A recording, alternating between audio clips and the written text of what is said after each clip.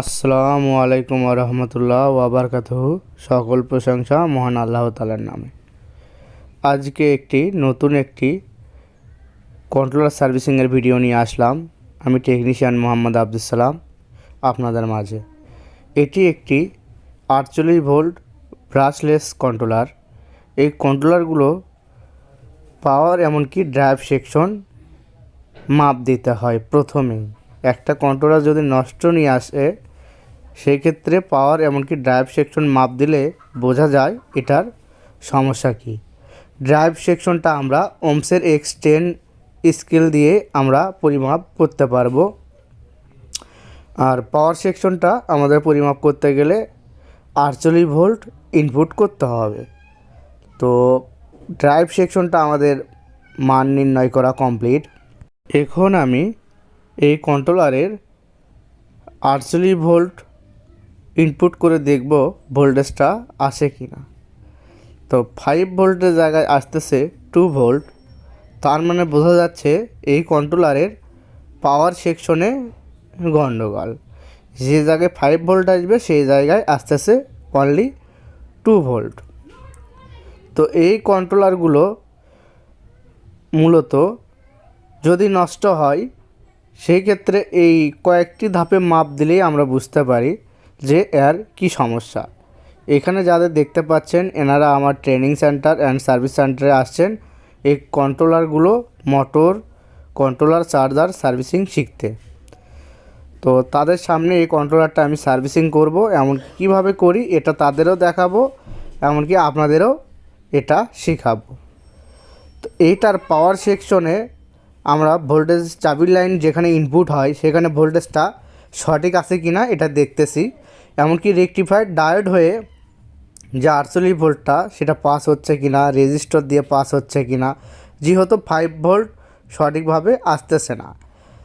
তো আমরা রেজিস্টারের গোড়ায়ও ভোল্টেজ দেখলাম, এখন আমরা ইন্ডাক্টরের গোড়ায় ভোল্টেজ দেখতেছি সঠিক আছে কি না।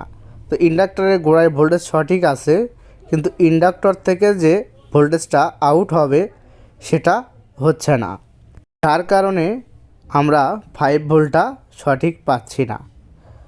তো তার আগে আমাদের আর কয়েকটা বিষয় দেখতে হয়। ট্রানজিস্টর 10-13 ট্রানজিস্টরের গোড়ায় সব পিনে সঠিক ভোল্টেজ আছে কি না এটা দেখতেছি। তো এটা দেখার পর দেখলাম সকল জায়গায় ভোল্টেজ সঠিক আছে, কিন্তু এই ইন্ডাক্টর দিয়ে যে ভোল্টেজটা পাস করবে এই ভোল্টেজটা পাস করতেছে না। তো এই ইন্ডাক্টরগুলো ভোল্টেজ ব্যতীত ওমসের স্কেল দিয়ে কীভাবে মাপা যায় সেটা দেখাবো। তো আমরা আমাদের ওমসের স্কেল দিয়ে মিটারের 2টি প্রোগ ইন্ডাক্টরের 2 পিনে ধরেছিলাম। তো মাপ শো করার কথা, শো করলে ভালো। তো ওটাতে শো করেনি, আরেকটা বোর্ডে আমরা আপনাদের শেখানোর উদ্দেশ্যে দেখাবো। এই যে দেখেন এটা ভালো ইন্ডাক্টর, এটাতে 2টা মিটারের প্রোগ ধরা মাত্র শো করতেছে, এটা হলো ভালো ইন্ডাক্টর। আর যেটা খারাপ সেটাতে কোনো মাপ শো করতেছে না, কোনো মাপ শো করতেছে না, এটা হলো খারাপ। তো এই ধরনের ইন্ডাক্টর যদি নষ্ট হয়ে যায় সবার কাছে তো থাকে না। তো যদি না থাকে সেক্ষেত্রে করণীয় এই ইন্ডাক্টরগুলো খুলে দেখবেন এখানে অসংখ্য তার পেঁচানো আছে। তো এই তারের গোড়ায় মূলত ছিঁড়ে যায়।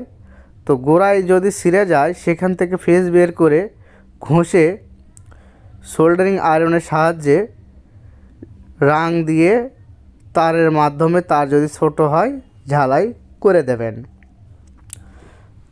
দিলেই এই কাজটা সম্পূর্ণ হবে। আর যদি দেখেন যে এই ইন্ডাক্টরের বেশিরভাগ তারগুলোই পচে গেছে, অনেক সময় দেখা যায় পচে গেছে, এই যে দেখেন আমি কানেকশন করলাম সঙ্গে সঙ্গে এটা কিন্তু ঠিক হয়ে গেল। তো এটা আমি এখন টেপিং করব। তো আমি কিছু বিষয় শেয়ার করি। যদি এই তারগুলো নষ্ট হয়ে যায় সেক্ষেত্রে আপনারা এই ইন্ডাক্টরের মধ্যেও আপনারা যারা কাজ করেন তারা মোটরেরও কাজ করেন, 25 নাম্বার তার